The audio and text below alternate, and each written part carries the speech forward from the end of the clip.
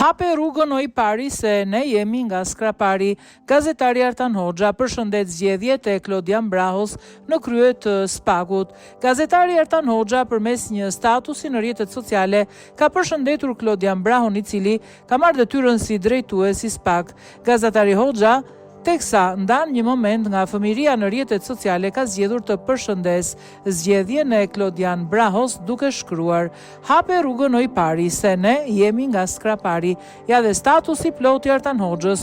Kur ishim të vegjël dhe shkonim në kampin e pionierëve Qemal Stafa në Durrës, në kohën e diktaturës, sa herë dilte përpara ndonjë makinë, autobusit ton të gjithë brohorisnim një zëri: hape rrugën oj pari se ne jemi nga Skrapari. Me këtë rast përshëndesim kreun e ri të SPAK, zotin Braho nga Skrapari.